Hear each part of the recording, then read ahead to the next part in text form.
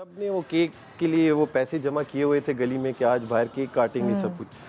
तो होता है ना कि कुछ अच्छा करने जाते हैं कांट हो जाता है। तो मैं केक लाने के लिए मैं आ गया, वो बड़ा केक अब मैंने उठाया हुआ है, किसी को छोड़ रहा नहीं हूँ कि मतलब मैं सारी वो ले लूँ। स्पॉटलाइट मुझ पे है। अब वो पता नहीं क्या मेरे नीचे आया कि तो खैर वो एक ऐसी मेमोरी है जो मुझ जैसा कोई शख्स वहाँ तो मैं कहता यार ये संभालेंगे पाकिस्तान। हाँ इस तरह तो बैठे होते हैं अंकल केक नहीं संभाला गया। पहला तुम्हारा काम पुरजोश तरीके से जो है ना मैंने हमेशा 14 अगस्त बनाई है। क्या बात। अब वो जोश में थोड़ी सी कमी शायद आ गई है। अब हम थोड़े से जरा आई थिंक एडल्ट हो गए हैं, तो घर की छत पे वही सबसे बड़ा झंडा तो अब लग तुम्हारा जाता है। काम बदल गया ना। बिल्कुल। पहले वो तुम झंडियां लगाती थी, अब तुम स्क्रीन पर हो सबके जी, सामने जी, जी, और जी, 14 अगस्त सबके साथ बना रही हो। ऐसे ही है, और फिर बिल्कुल है। जाहिर है कुछ ऐसी बातें भी होंगी जो तुम्हें लोगों तक पहुंचानी है आज के दिन। बिल्कुल बिल्कुल बिल्कुल। मरियम, तुम्हारी मेमोरी अभी ज्यादा दूर नहीं होगी, तुम बता सकती हो। Yeah, I think it's school वाला time was the most favorite one क्योंकि स्कूल में झंडियाँ लगती थी।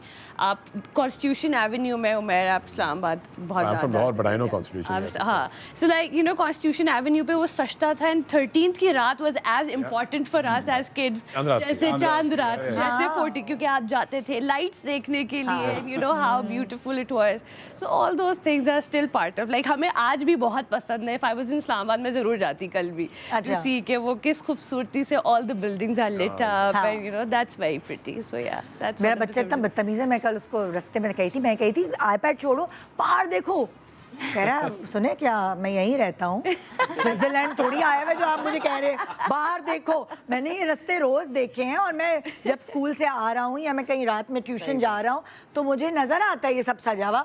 आप तो मुझे ऐसे कह रही है जैसे मैं यहाँ नहीं रहता।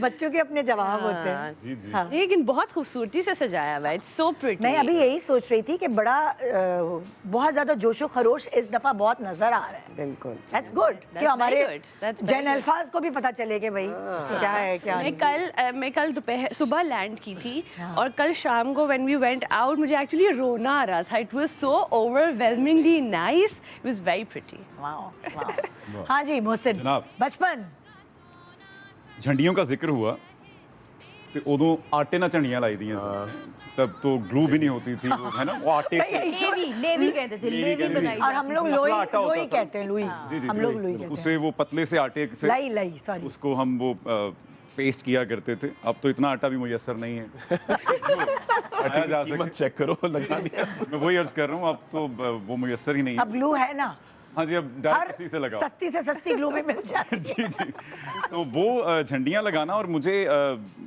जो स्कूल कंपटीशन था उसमें जो पहला अवार्ड मुझे मिला था वो भी मिली नगमे पर ही मिला था। वो असम्बली में खड़े होकर पढ़ना और फिर पाकिस्तान नुसरत फ़तेह अली खान साहब का वो आया था तब नया तो वो पढ़ा करते थे। वो जो जोशो खरोश था, वो झंडियों के पैकेट्स आना, अब जब हम अपनी नई नस्ल में देखते हैं वो सब कुछ, तो वो एक तो हमें अपनी बुजुर्गी का एहसास होता है कि हम बहुत बड़े हो गए, लेकिन यस ये एहसास ज़रूर होता है कि वो जो जोश है, वो जो एक उम्मीद है वो मरी नहीं है, बावजूद इसके कि बहुत मसाइल हैं।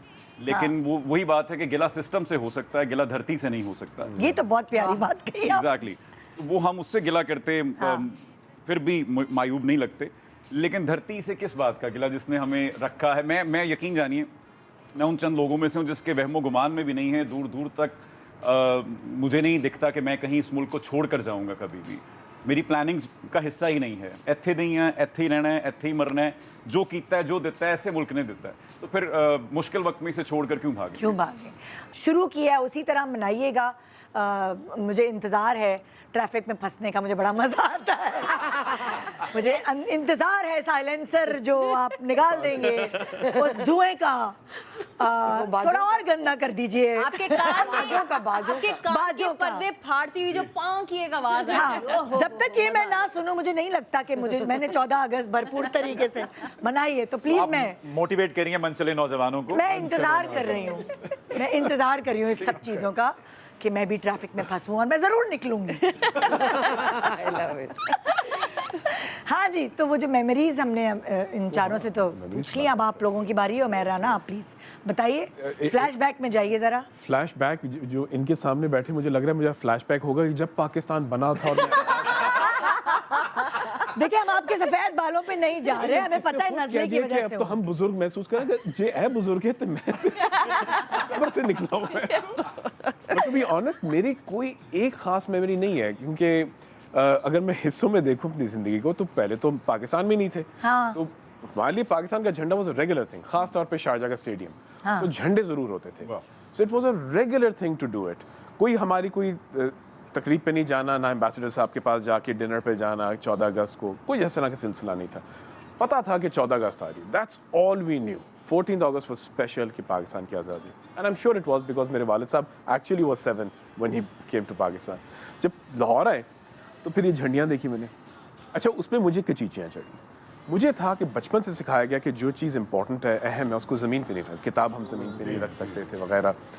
तो जो झंडियाँ गिरती थी, तो मैं वो बेवकूफ़ बच्चा था जो बार बार उठा रहा था कि ये क्या हो रहा है, चूम के वापस रख, ये क्या हो रहा है। And I was the one who would take it off और आराम से उसको लपेट के, ना कोई नीचे ना लग जाए। तो हम उनमें से थे। फिर ओवर टाइम मेरे ख्याल से हर तरह से मनाए, which is again the reason I could understand constitution assembly कि भाई आज कौन सी इमारत किस तरह उन्होंने लाइट की, let's go see it। Babda house जो है लाहौर में कैसा हुआ है, लेट्स सी, रोशनियाँ देखी, बत्तियाँ बिखरन चली।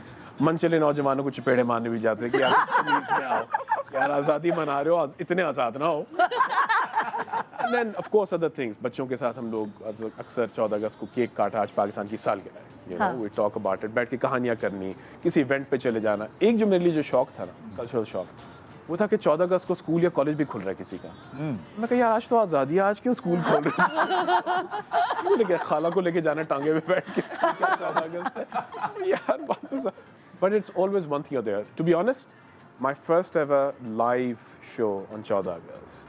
Ever. I've never been live in front of Pakistan on 14 August. So thank you for that. Oh. क्या बात है, जबरदस्त जबरदस्त। जी सैफ।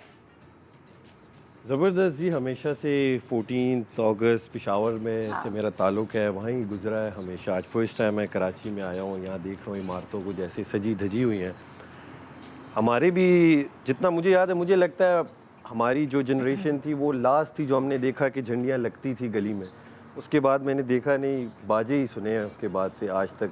जहाँ गुजर रहे हैं बाजे, चाहे छोटा बच्चा है या बड़ा बंदा है, बाजा। हाँ, बट एक ज़बरदस्त मेमोरी, ज़बरदस्त तो नहीं, वो इस तरह है कि कोई मैं था कोई 13-14 साल का, तो वो केक काटते हैं, तो सब ने वो केक के लिए वो पैसे जमा किए हुए थे गली में कि आज बाहर केक काटेंगे सब कुछ।